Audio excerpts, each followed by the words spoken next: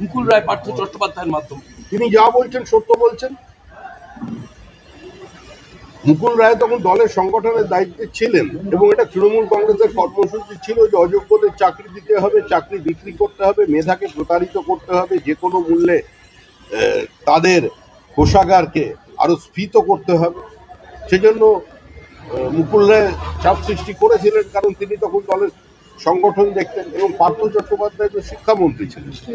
মুকুল রায় এই মুহূর্তে অসুস্থ বা ক্রুদ্ধ, পার্থ চট্টোপাধ্যায় জেলে, কিন্তু গোটা দল যদি আজকে মুকুল রায় এবং পার্থ চট্টোপাধ্যায়ের থেকে নিজেকে বিচ্ছিন্ন করে নেয় বা সে ধরনের বিবৃতি দেয়, কিংবা এই বিবৃতি থেকে মানুষ যদি এ ধরনের কোনো সিদ্ধান্ত উপনীত হয়, আমার মনে হয় সেটা ঠিক হবে না এবং সেটা সম্ভবও নয়।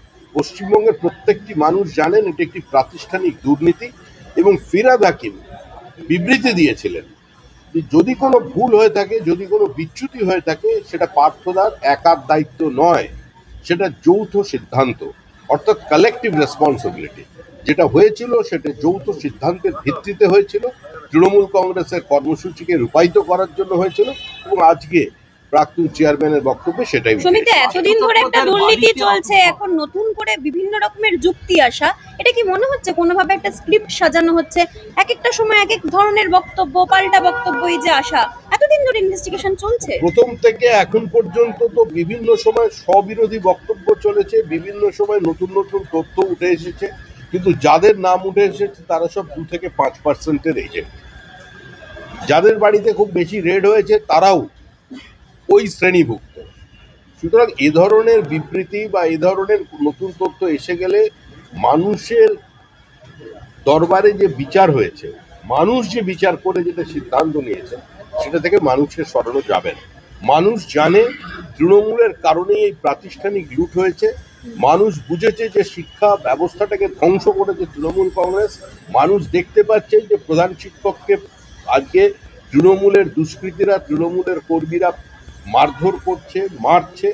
কিন্তু মানুষ দেখেছে, মানুষ দেখেছে যে নকলের বিরোধিতা করবার জন্য শিক্ষকের বিরুদ্ধে নেতার স্ত্রী হার ছিনতাইয়ের অভিযোগ করেছে এবং প্রশাসনের রাজনীতিকরণের কারণে পুলিশ সেই অভিযোগকে দায়ের করেছে। আর নতুন করে কি তথ্য নিয়ে? আর এক মন্ত্রী চন্দ্রনাথ সিনহা, তিনি ভুয়ো চাকরি দিয়েছেন, কোটি কোটি টাকার দুর্নীতি, সেটাও বেরোচ্ছে মৎস্য দপ্তরে। একা চন্দ্রনাথ সিনহা চাকরি দিয়েছেন আর অন্য কেউ চাকরি দেয়নি, এটা কি কেউ বিশ্বাস করবে?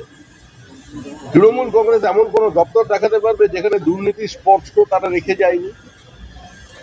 মুখ্যমন্ত্রী নিজে বলেছিলেন যে বনসহায়ক পদ নিয়ে যা হয়েছে চাকরি নিয়ে, তার তিনি তদন্ত করবেন। কোথায় তদন্ত? বছর তো পেরিয়ে গেল, 1 বছর নয়, প্রায় 4 বছর হতে চলল। কোন তদন্ত আপনারা দেখতে পেয়েছেন? তৃণমূল কংগ্রেসের শুধু বিবৃতি দেয়।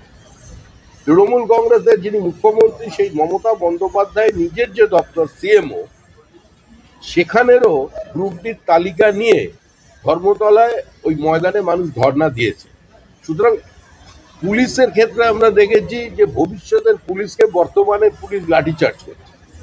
নার্সদের দেখুন, চিকিৎসকদের দেখুন, শিক্ষক অশিক্ষক কর্মচারীদের দেখুন, কলেজ শিক্ষকদের দেখুন, বা কোনো বিশ্ববিদ্যালয়ে নিয়োগের ক্ষেত্রে দেখুন, সমস্ত জায়গায় তৃণমূল তাদের একদলীয় একচেটিয়া একাধিপত্য প্রতিষ্ঠা করেছে। আর যে সংঘর্ষগুলো দেখেন সেগুলো তৃণমূলের আভ্যন্তরীণ। চিত্তরঞ্জন মণ্ডল তার বক্তব্যে